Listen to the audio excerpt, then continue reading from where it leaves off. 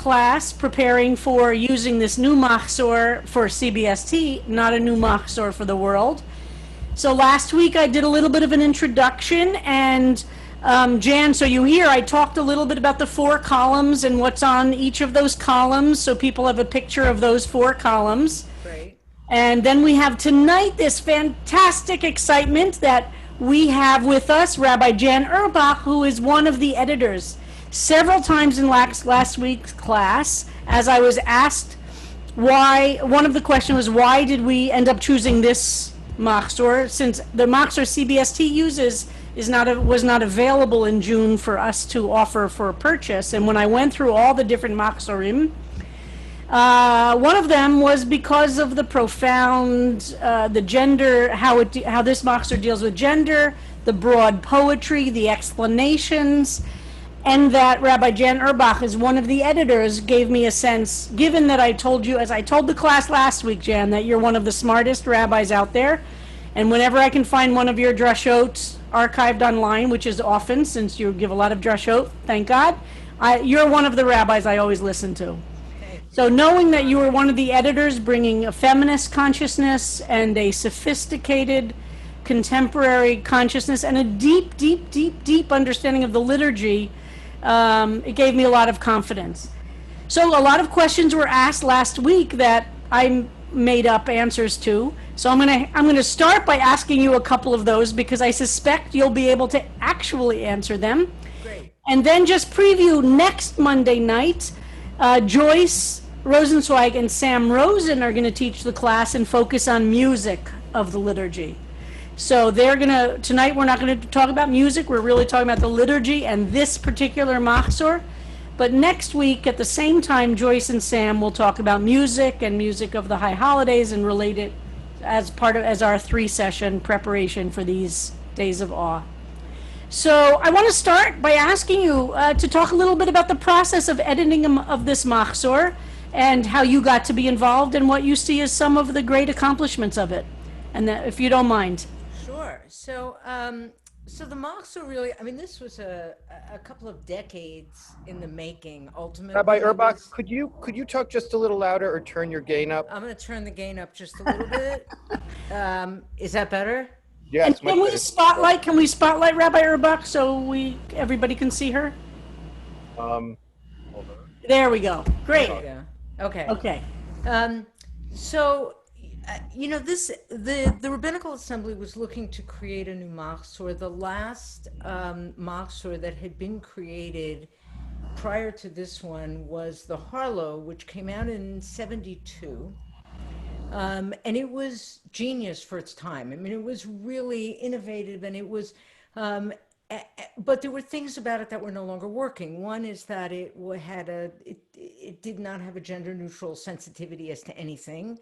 It was the first Machzor that was published post-Holocaust, and that had a real impact on its vision. And the Holocaust was very, very prominent in the book, which was probably necessary at that time. And looking these many years later, it felt a little bit imbalanced. And also, translation approaches had changed.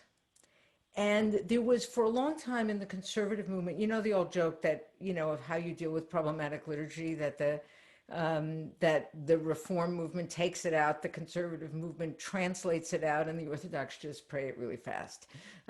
So we were guilty of that. I mean, the previous Machzorim had smoothed over anything that would make anybody uncomfortable in translating it out, including anything mystical, which was now speaking to contemporary Jews. So there was a desire to do a Machzor. There were efforts to get it done. It didn't get done. And then finally, Eddie Feld was brought in. And Ed Feld is really, it's his vision, it's his genius in the book. And I once asked him how he came up with this model of the 2 different types of commentary in the different columns. And what he said was that when he was in his late teens and early 20s, he would go by himself, not to his parents' synagogue. to this particular thing. He would sit against the wall and he would bring with him a little satchel of books because he couldn't stay with the liturgy all day of Yom Kippur. And he would bring some poetry, and he would bring some theology, and he would bring some philosophy, not things that were distracting, but things that would help him reconnect so that when he wandered, when his mind wandered, he'd be able to come back. And he said, when I interviewed him about this, he said, I wanted to give people that little satchel of books on the page. So that was his initial vision. As it evolved, and you know what, I mean, just in terms of how it worked, Eddie was the senior editor, and for this book, we had an editorial committee. Everybody was volunteer, including Ed, until the very last year, and it took 12 years to produce this book because everyone was working on a volunteer basis. But what would happen really was... I need to say, CBST did our Friday night Siddur, and when I started it, I thought it's one service. How long could it take us? It took us 10 years to produce our Siddur. So I'm very sympathetic. I think 12 years is amazing for a Machzor. Yeah, I mean, because if you take it seriously, as CBST does, if you really take it seriously, there's so much research and so much work. And there were a few things. One, first of all, we had a committee that was really well balanced in terms of people's expertise.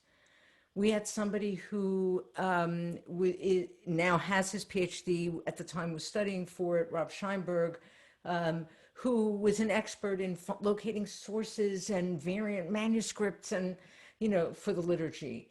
Alan Latovsky is a genius at Hebrew grammar and would know.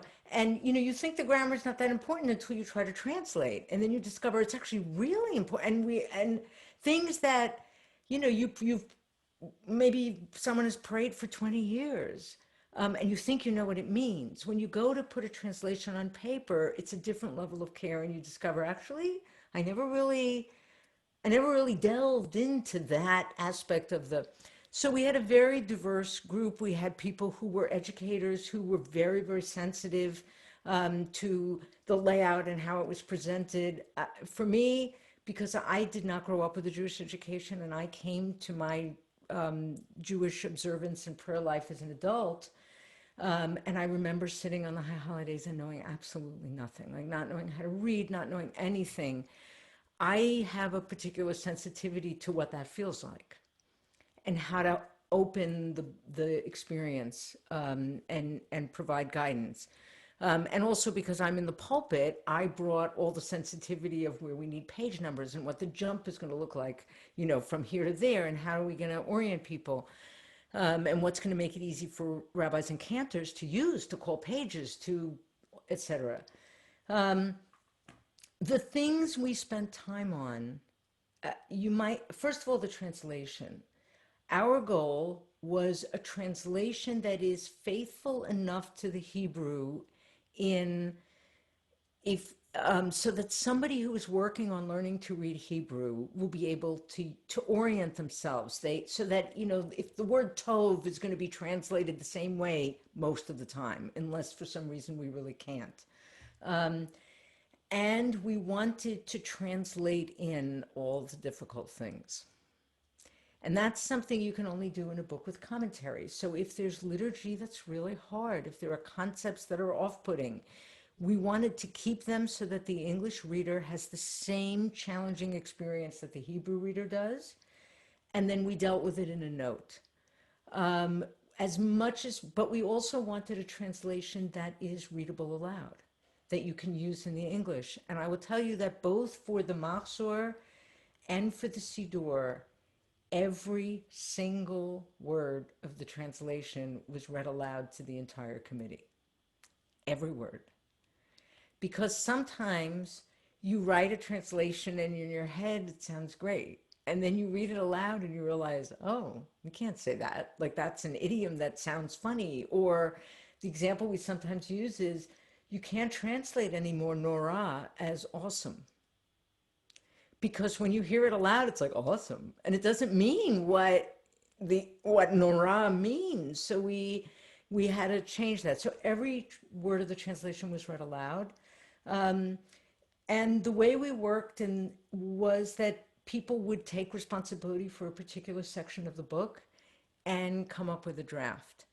And then the committee would workshop it. And with a fair amount of regularity, months of work would just be chucked. That like somebody who on the committee would say, would have worked up a section, and we would start talking about it, and it just wasn't right. And we would realize, nope, we got to start over. And one of the most amazing things about working on this book and the Machzor, the Siddur as well, and I think actually it shows in the book. Like I can't point you to where, but books have souls. And it's in the soul.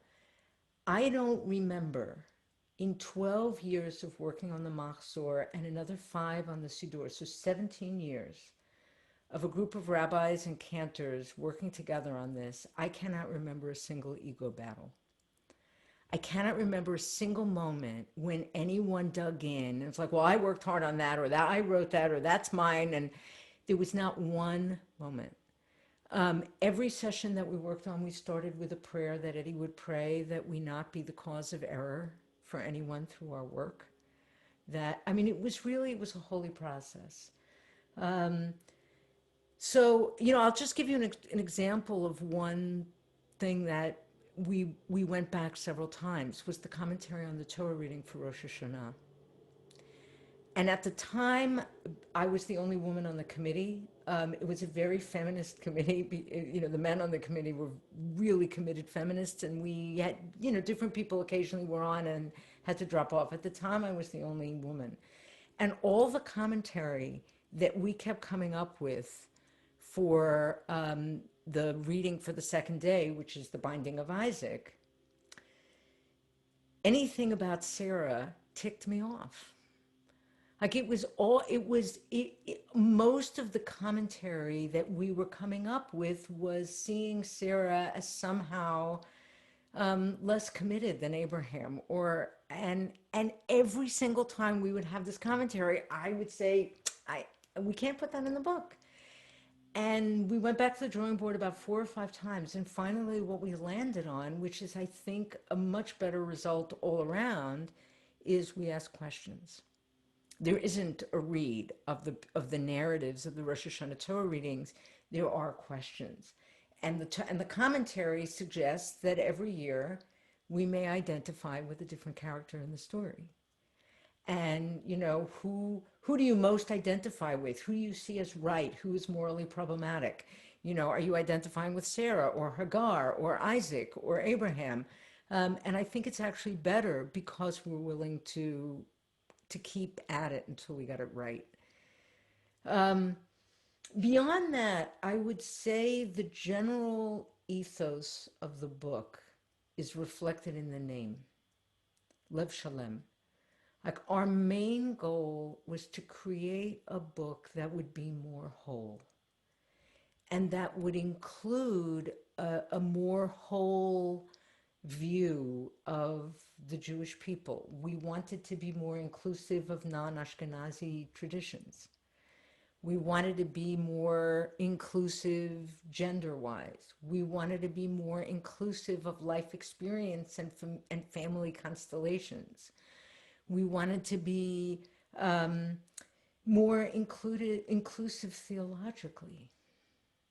Like we wanted to offer commentary that argues with the main theology of the liturgy so that people who aren't on board with a liturgical poem that says, we all believe, we all believe, we all believe. What does it feel like to be in the room and see that liturgy when I feel, I don't know if I believe that, or I know I don't believe that? And so, that we put commentary about doubt next to that. So we wanted to be more inclusive in as many ways as we possibly could. And one of the things that we really wrestled with, recognizing that the book couldn't be too long and because it would make it too heavy, and too expensive, was our feeling that there are certain things that need to be on the page, that it's not okay to put in a rabbi's manual so that the clergy will have it and be able to do it, because we felt that people need to see their experience reflected in the book. That's hugely important. And I will share with you that the single thing in the book that we have gotten the most positive feedback on by a multiple of like 10 is in the Yizkor service for Yom Kippur. We have a meditation in memory of a parent who was hurtful. And that we have gotten, I mean, across the denominational spectrum, from people who are unaffiliated and don't believe in anything, to renewal and reconstruction, to reform conservative, to Chabadniks, have commented that that was a game changer for them in feeling included in the Jewish community, because for years Jews were saying that doesn't happen. We don't have abusive families, right? We don't, and it's a beautiful, beautiful prayer that acknowledges the many ways in which a parent can be hurtful. And I've heard from people who were in horribly abusive situations to people who had really loving families, but complicated relationships, and were never able to acknowledge in Yizkor that the memories aren't 100% positive.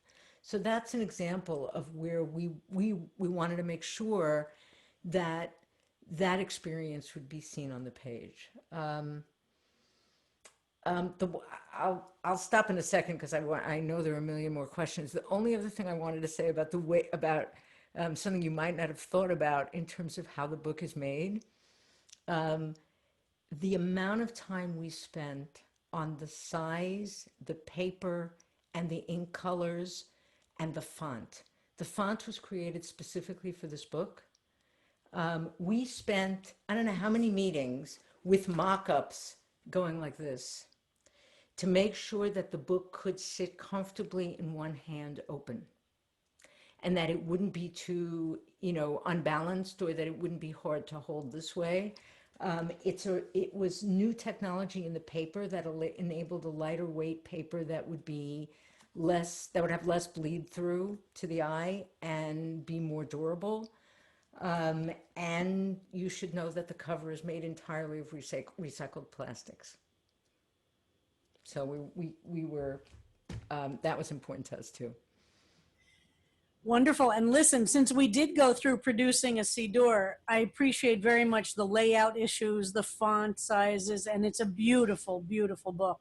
Thank So you. one question that came up, which Harold then approached you with, and that's how this whole conversation about your joining us started last week, is can you talk a little bit about the inclusion of the the patriarch only, and then the patriarchs and matriarchs in the beginning of the Amidah? And in fact, let's look at the page number, because not everybody knows exactly what we're talking about. So if you look, for instance, at page 11, for instance, of the Machzor, for those of you who brought your Machzor to class, page 11. So if you could talk to us about that, you'll notice the different, you could walk people through that. Sure.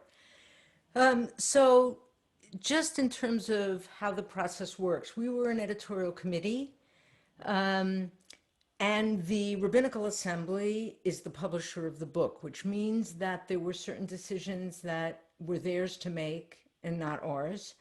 And there were certain decisions that had to go through the law committee of the Rabbinical Assembly because they raised halachic questions. So let's just pause for a moment just to say, for those who don't know, each of the movements has a section of the movements that's the organization of the rabbis, the rabbinical school, and the organization of the synagogues, roughly.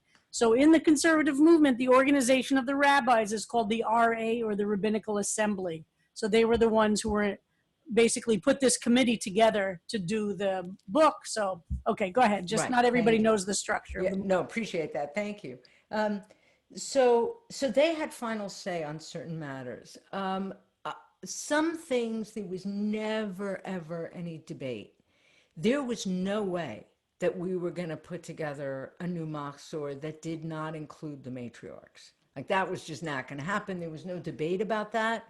That was for sure. The committee actually initially really wanted to have just that. We didn't want to provide an option. Our initial hope was we want to take a stand. We want to influence the liturgy and the conservative movement to say it is now normative to include the matriarchs in this prayer. And we lost on that issue. And the Rabbinical Assembly insisted that we have the option of saying the Amidah, this prayer, without the names of the matriarchs, as had been done in the past. And let me talk about how I feel about that decision in a minute. But first, I'm going to talk about what we did then in response to that. So once that decision was made and we had no choice, we felt very strongly that we absolutely did not want to have an A page and a B page. Because which is what had existed.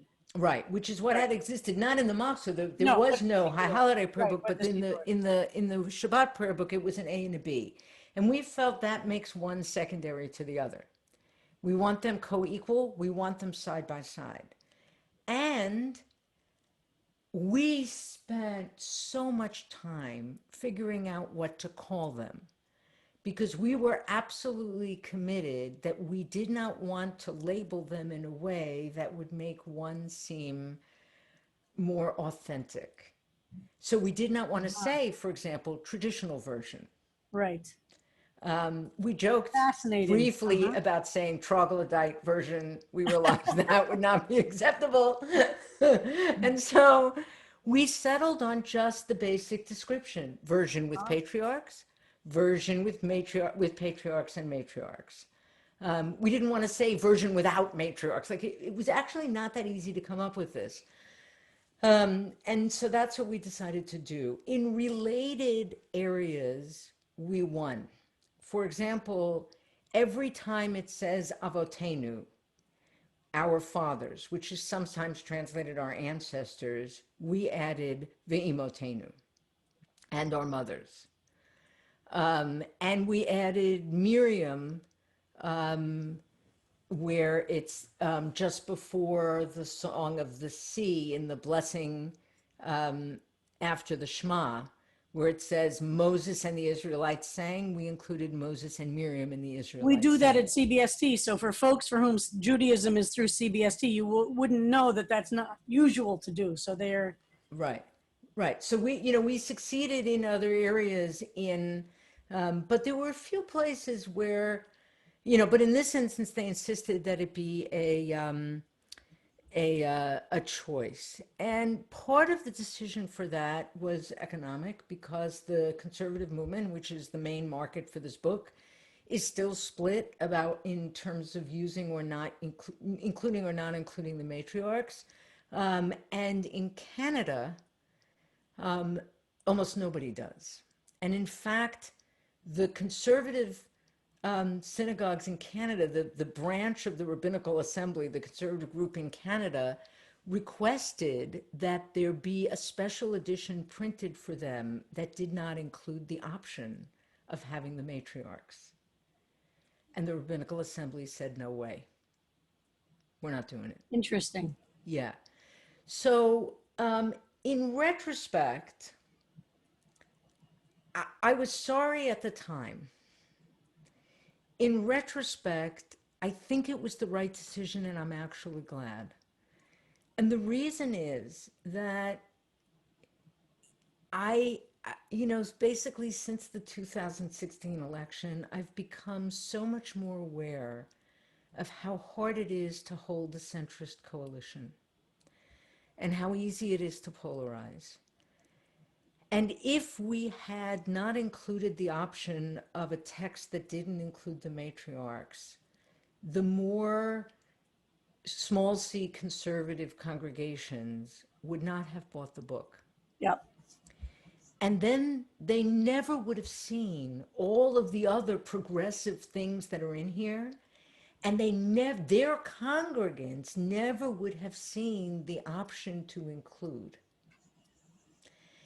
And they wouldn't have seen all of the other things that we did to be inclusive in terms of gender, an alternative of Vinu Malkeinu that uses different metaphors for God other than Father and King, an alternative for the Misha'ana, which is a historical poem that only includes men, and we included the women.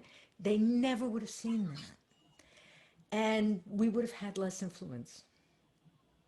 And what's happened now is because there's the option, there are rabbis in the conservative movement who were reluctant to include the matriarchs, who came under pressure from congregants, and the community has shifted.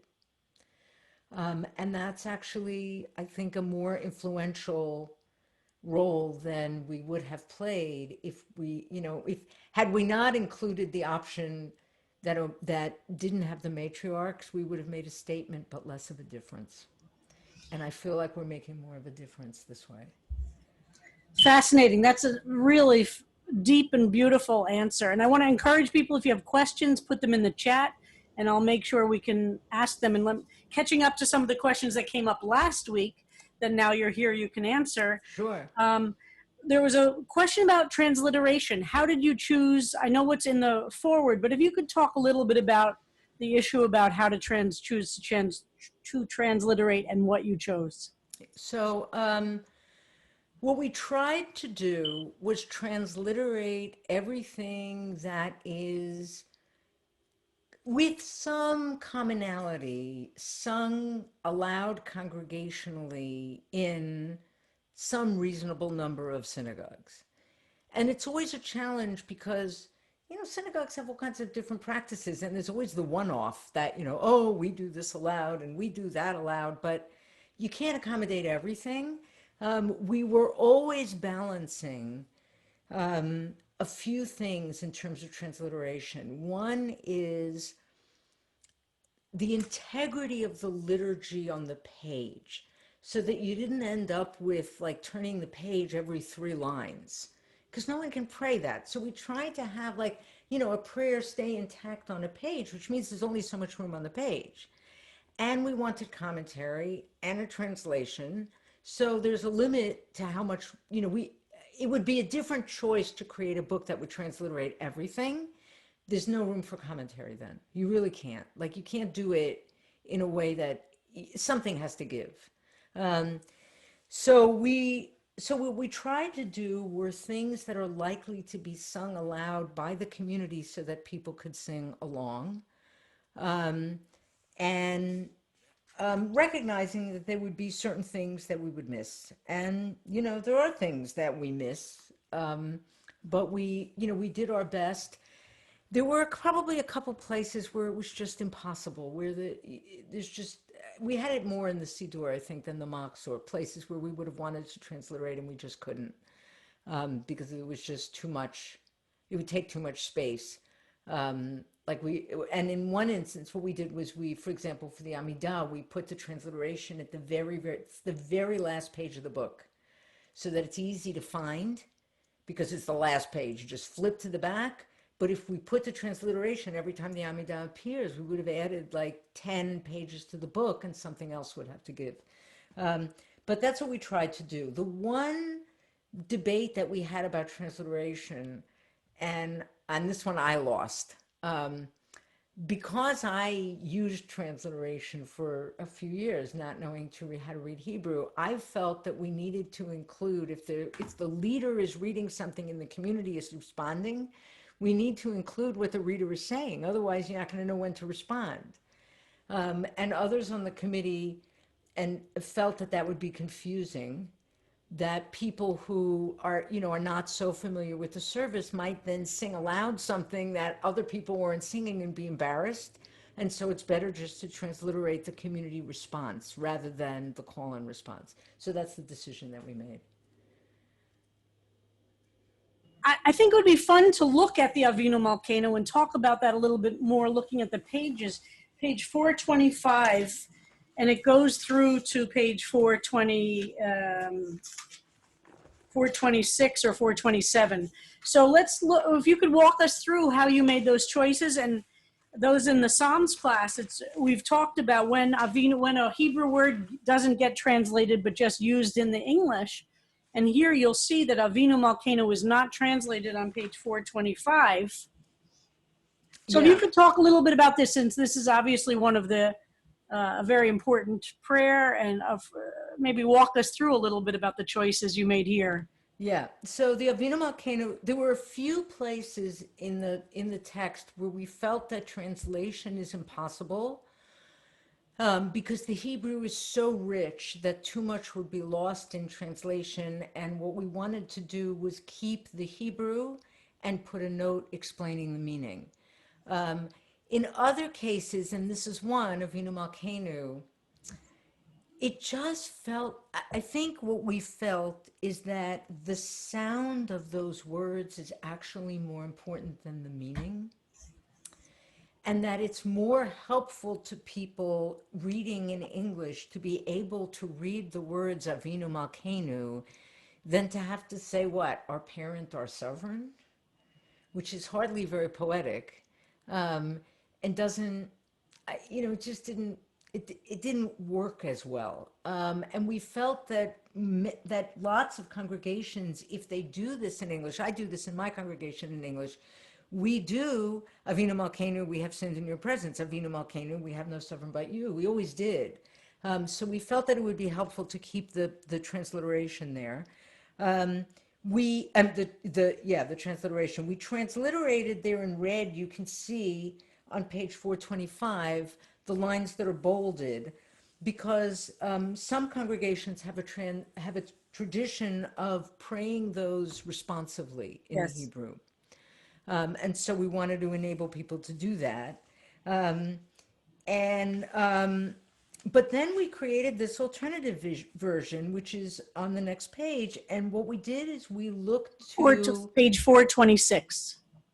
Yeah, so we looked through the liturgy for expressions for God that are in the liturgy that we could bring as a different way of referring to God, to open up the idea, first of all, to convey that Avinu Malkeinu are metaphors, and they should always be read as metaphors, and that there are lots of metaphors, and that we are empowered to think of God and refer to God in the metaphors, using the metaphors that are most compelling to us, and knowing that Avinu Malkeinu is problematic for many people. First of all, Avinu, not only because of the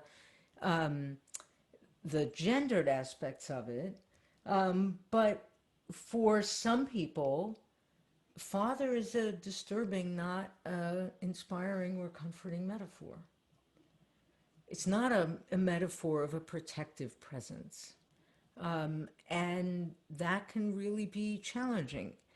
And Malkeinu is in many, God as king is a broken metaphor for a lot of people because of the power issues and the gender issues, but also because without the experience, and sadly I have to say in some ways it's more relatable now than it used to be, but without the experience of an all-powerful, arbitrary czar or king under whose authority the Jews were living, the metaphor doesn't work quite as well.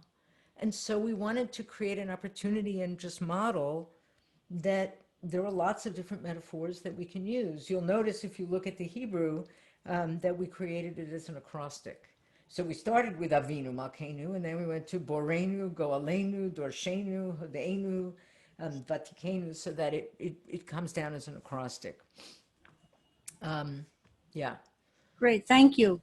So someone asked, where is the reference about a parent who was hurtful in Yizkor?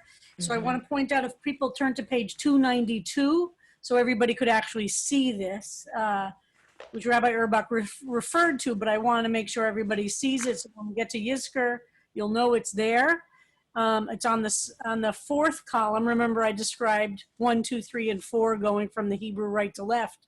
So on the left side of the second page, you see a Yizkor meditation in memory of a parent who was hurtful.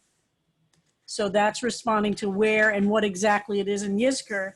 And speaking about Yizkor, I did point out, and I want to say again on page 291, one question that was raised last week, is there anything LGBTQ friendly in this or acknowledging it?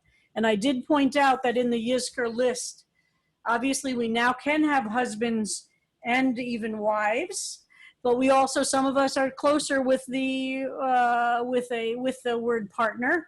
And so the Hebrew name for a partner, ben zugi and ben bat zugi. What the Siddur doesn't, Machzor doesn't have are trans and non-binary gendered, and that's going to be another generation of a Machzor and something that we'll be talking about, but is not in this Machzor. But it is possible to say my partner rather than wife or husband, if that's a more comfortable, which for many of in our community it is. So that is and I really also appreciated the list. In many Machzorim, it just says, it doesn't say something like for a friend or other relative. It's very much narrowly defined who is in an important enough relationship to be. So even by having this list here, the Machzor is opening up what grief is and what our lives are like. And very much appreciate that. Friend was really important to us to include here, precisely because not everybody's primary, most important relationships are what have been traditionally considered family. And we really wanted to make sure that, like the loss of a friend, we don't necessarily say Shiva, but it's often like the deepest loss we have. And so we really wanted to make sure that we included that. I do want to say a word about like what we weren't totally able to do in terms of LGBTQ inclusion, and part of it is just because we weren't ready. We did not, for example, include a way to call people to the Torah in gender neutral language. And the reason that we didn't, we talked about it. The reason that we didn't is that we were concerned that there was not yet at that time an agreement and a standard of the way that was being done. And we felt, it was not the place of our committee to determine that wasn't, that would be an arrogance, that we would be deciding we're going to use this particular formulation, whether it's mi mishpachat or mi beit, or, however whatever different communities are doing. And because it was at that time so in flux, we were also concerned that it would be entirely possible that we would choose something, put it in print, and within 3 to 4 years, it would not only be out of date, but it could be seen as offensive. And so we felt that unfortunately there just wasn't enough consensus in the Jewish world about what it should be in order to include it. What we did want to do, we did it more in the Siddur because there's more room, but we were really careful about wanting to include in the Siddur all kinds of different moments when people could be acknowledged at the Torah. There's less of that on the holidays, so we have less of it here. One thing we haven't talked about, I would like to just say a word about the inclusion of poetry and our choice of poetry. Yes, please do, and talk, and also if you would point out some of your favorite things.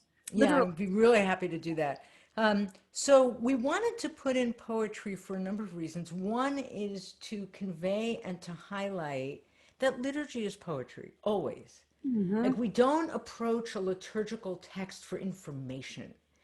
We don't read it literally the way we would read it's not a declaration, or it's poetry. So and that's how we should read it. And we wanted to open up that idea to people. And for that reason also, we were very careful to try to lay out the text on the page as poetry. The traditional liturgy, where we could, we wanted to lay it out as poetry so people would see this is poetic. We made the decision that all of the readings that we would include would be written by Jews. And that's a different decision than the Reform movement made in their new Machzor, or that the Reconstructionist movement made in theirs. We made that decision not because we think it's inappropriate to include readings by non-Jews in a service. Nobody thought that. But because we felt a prayer book is a Jewish spiritual anthology. And we didn't want to convey that we don't have enough in our tradition. We didn't want to subtly convey that, oh, if you want really spiritual poetry, you need to go to Sufi mysticism and Rumi, like if you need, like, we didn't want that. We wanted to amplify some of the gorgeous voices in our tradition, Israeli poets and women poets, and we wanted to be inclusive that way. So that's the way we did. That was our choice. I'll show you just one of my favorite ones, which is on page 155. So 155, this is the introduction to what's known as Malchuyot. And in the Musaf service for Rosh Hashanah, there are 3 special themed sections. Malchuyot, which focuses on God's sovereignty, Zichronot, which focuses on remembrance, and Shofarot, focusing on the shofar. So the way we structured this was that each of those sections has a page of poetry to introduce the traditional liturgy. And the traditional liturgy, the core of it are verses of Torah on those 3 themes. So each of those sections has this little page of poetry.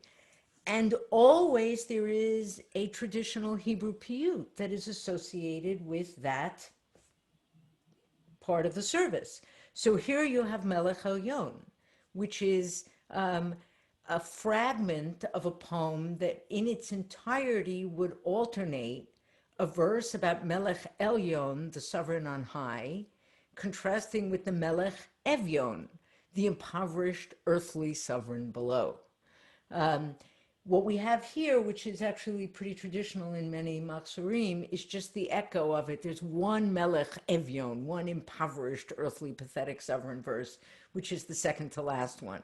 And the way you would do this, if you had all the verses, is you open the ark for the God verses and you close it for the earthly sovereign, and you open and you close it, right? So here it's just one. And this itself is a gorgeous, it's a fabulous poem. And if you can imagine what it must have felt like in a time of pogroms and, the arbitrariness of kingly authority, to be able to come to synagogue and just say this, it's so empowering. And we put next to it, I think, my favorite poem in the whole book, which is The Thread by Denise Levertov. And the reason we put it here is because if the metaphor of God as king doesn't work for a lot of people, and that sense of, of a vision of a commanding, demanding God who is, with the fingers smiting us, right? This offers a very different metaphor and a different idea of Malchuyot, which is that talking about Malchuyot, God of sovereign, is really about thinking about what has a claim on me? What demand do I answer to? What's bigger than me that I'm responsible to? And the metaphor she uses for this is a thread. The gentlest image, so not the king. Yeah. And the end of the poem is just not fear, but a stirring of wonder makes me catch my breath when I feel the tug of it, when I thought it had loosened itself and gone. And this poem, I think, speaks to everybody who ever felt, I have no interest in Judaism. I don't even know what I believe. And then suddenly I find myself in shul and I don't even know why, but somehow I can't not go. What is that? What's the thread that tugs at us, that makes me, that's why we put the poem there. Beautiful. You know, like that's the, yeah. Other questions? There's one other piece I want to show you. Yeah, so show us what you want to show us, and then we'll see what the questions are. I want to make sure. So if you look at page, beginning at 326, the Avodah service on Yom Kippur, which is has fallen out of favor in a lot of congregations because it's basically a reenactment of the temple service. I happen to love it. What we put here is, first of all, this poem here by Saul Ansky, which is so helpful this year. I mean, of any year, I'm actually going to open my Kol Nidre service this year with this poem, precisely because of the second to last paragraph. It's on the right hand, it goes from left to right. I'm not actually sure why we did that. But on the right-hand side, the middle paragraph, wherever a person stands to lift up eyes to heaven, that place is a Holy of Holies. That's where we are this year. Wherever we are in the Holy of Holies. So we put this as an introduction to the temple service. And then if you turn the page, what would normally be here in a traditional, you know, sort of conservative or Orthodox prayer service is a poem called Amitz Koach. And in essence, you know, there were dozens, maybe even hundreds of liturgical poems that were written for this place in the Yom Kippur service. And because of the, you know, anomalies of the printing press, Amitz Koach got to be the one that ended up in almost all Ashkenazi prayer books. We wanted to model that we have a much richer tradition than that. And so we created a poem that is actually a combination of three poems. One that is from the Italian tradition, one is the Amitz Koach that is common in Ashkenaz now, and the other is a very ancient poem by Yossi ben Yossi, who is a 6th century poet writing in the land of Israel. Almost all of these poems start with creation, tell the story of creation, and then work their way down to the selection of Aaron as high priest. The Yossi ben Yossi poem, which starts on the next page, 328, if you look at what it says there, it says, 3 people were chosen to see the face of the sovereign. And a little bit further down, we learn that those 3 people are 3 beautiful branches, a priest, a shepherd, and a prophetess. Aaron and Moses and Miriam. And we chose this particular version of the poem because we wanted to show that the inclusion of women is not just some 21st century politically correct thing. Yossi ben Yossi in the 6th century considered Miriam important enough to include, and so we thought this would be a good piece to put in. So I just wanted to highlight that one there too. Beautiful. Yeah, I mean, and that's where like the scholarship of Yeah. some of the members of the committee was so important. Where is the transliteration of the Amidah, you said? That's, I don't think we have it in the Siddur. I don't think so we it's, put yeah, I don't it see it in the book. here. So, okay, so maybe it's not here. No, where there's a repetition of the Amidah, in the repetition we put transliterations of things like Zorchenu L'chaim, the things that Yeah, tend to be sung. got it. But that was something that we learned for the Siddur, and we Yeah. put it in the Siddur. Great. Yeah. So let's see if there are any questions from the community. We only have a few minutes. Somebody would like you to say a word or two about the Center for Spiritual Arts at JTS, which you direct. So Yes. many in our community don't know about it. So why don't you Yes. take an opportunity for you to tell us about it? So Wonderful. yes, so I'm the Wonderful. director of the Center for Spiritual Arts, and basically the primary focus of it is to teach future clergy about prayer leadership and as an art, and not just the history of the liturgy and the structure and the halacha, but how do you create an experience that is moving and meaningful, and how do you make liturgical choices, and how do you think about ritual, and how do you do ritual with integrity. So that is the main focus of my work there. There's also, we do spiritual work with students. We've brought spiritual direction to our students to the center. I mean, and my goal also is to help the seminary itself become more spiritually and ritually sensitive. So I work on things like the building opening that didn't happen because of COVID, and how to create a meaningful ordination online, and all of those kinds of things from a ritual perspective. So that's really our goal. Beautiful.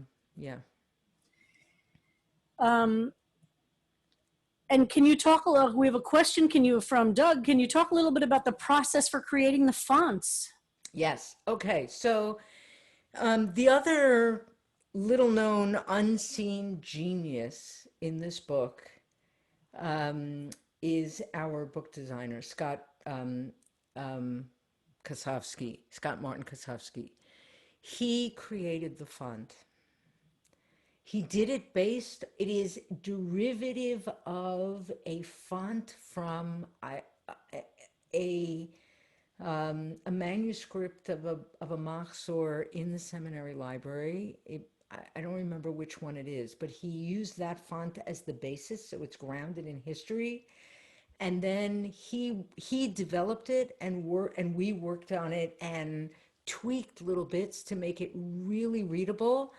He made actually a couple of additional tweaks for the Siddur, but we really tried to make it easy on the eye and clear and beautiful.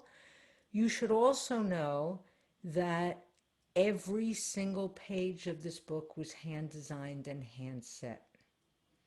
This was not a book that we could create like columns and pour text into and then adjust. He hand laid out every page to balance the white space and make sure that it was readable, and make sure that that we could that the right text was held together on the same page, and the page turn wasn't in a bad place, that to make sure that the poetry was laid out as poetry. If you want to see a really, really neat example of where that matters, that the poetry is laid out as poetry, this is a very cool little fun feature of the liturgy. It's like, in the tech world, they say there are Easter eggs buried in technology, like little surprises for the people who know. This is not an Easter egg, but similar. So if you look at page, it's a Rosh Hashanah exactly, it's a pomegranate. So if you look at page 69, which is liturgy that's familiar also from Shabbat, which is the end of Nishmat Kol Chai, right before Baruch Hu. And if you see at the top of the page, there are 4 lines that are laid out poetically with the first word in bold,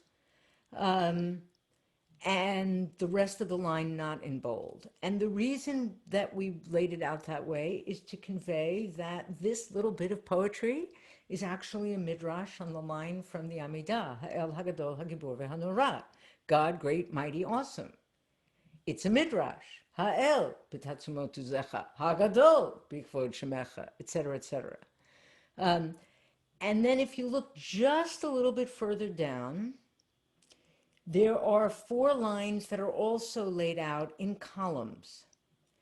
And if you look at the second column in bold, you will see the Roshei Tevot, the initials of those words are Yud Tzadi Chet Kaf, which spell out Yitzchak.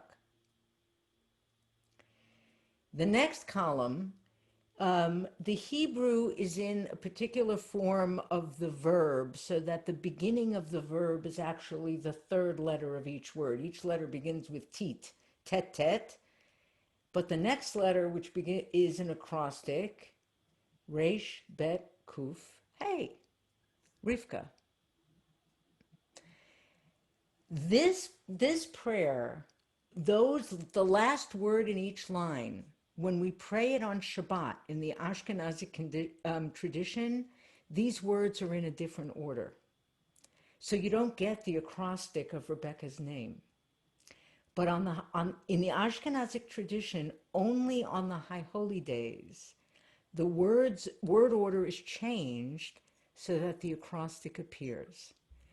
Meaning that Rebecca is, sort of appears on Rosh Hashanah on the day when the first day of Rosh Hashanah we read of the birth of Isaac, and the second day of Rosh Hashanah, the end of the Torah reading, is the birth of Rebecca.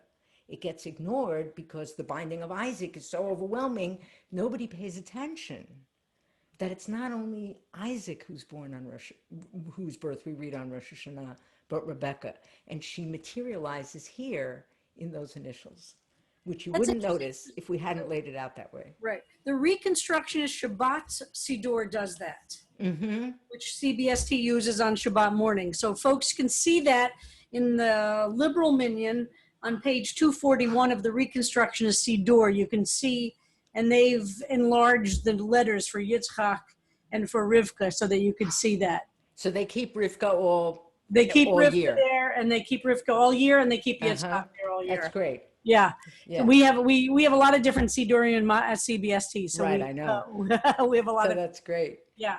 So let's. So we only have a couple of minutes left. Is there something else you want to tell us about this Machzor? I think this is just fantastic. Oh, somebody's asked a question about Avinu Malkeinu. It's a complicated question. Has there ever done a feminist version of Avinu Malkeinu? I'll start by saying it's a little hard to define what you mean by feminist. The Reconstructionist Machzor actually did a queen version as opposed to a king version. I would argue that's not exactly feminist anymore, but at the time they did do a thing where they used the female version of the Hebrew, but I'm not sure any of us want to use queen in a traditional sense. At CBST, of course, queen is a positive word in other ways, but not for the female version of a king. Right. So there are a lot of different attempts to look at that, but okay, is there something you want to leave us with about the Machzor? When you get a chance, take a look at page 240, which has the egalitarian Misha Anna, may the one who answered answer us, in which we include the daughters of Tzlofachad, who are great heroines. So that's a particular, favorite of mine as well. Really, what I think what I want to leave with is sort of where we started, is that our hope really is that the name Lev Shalem will hold true, that it will help. Our prayer is that when we worked on this, is that it would help people to be fully themselves in the service, to feel empowered to wander into the margins of the page and the margins of our hearts and souls, and that and to find something that speaks true. Something. Not everything will. There will always be the thing that I can't relate to, but hopefully, my prayer is that all of you will find at least some moment that takes your breath away and makes you feel seen and opens your heart to prayer. That was our goal. Well, Rabbi Uhrbach, thank you so much. And we will be carrying and using this Machzor as our part of our teva, out of our ark, to carry us through these days of awe. And you've made it so much more meaningful for all of us. And I'm thrilled that our community got to meet you and have this kind of personal relationship to the Machzor as well. So thank you for all that you do for the Jewish people. We're very, very grateful. And thanks to right everybody. back out at you. Thank you Thank for all you. that you do and your community does, and the whole community is really a model for all of what's good about Judaism. So Oh, well, kol thank you so hakavod and much. Shana Tova to you all. Shana Tova. And it's not too late to order the large print versions. There are two versions of the large print Machzor. One is one big, very heavy pulpit edition, and another 3-volume, I think, paperback, large. And there's also an electronic version like what Harold was using tonight. And thank you so much to Harold, because it was his note to you that inspired me to invite you to come and explain it in person. So thanks so much. Thank you. Bye-bye, everybody. Thank you all for joining us, and keep the work of Elul going. Thanks. Bye-bye. Bye-bye.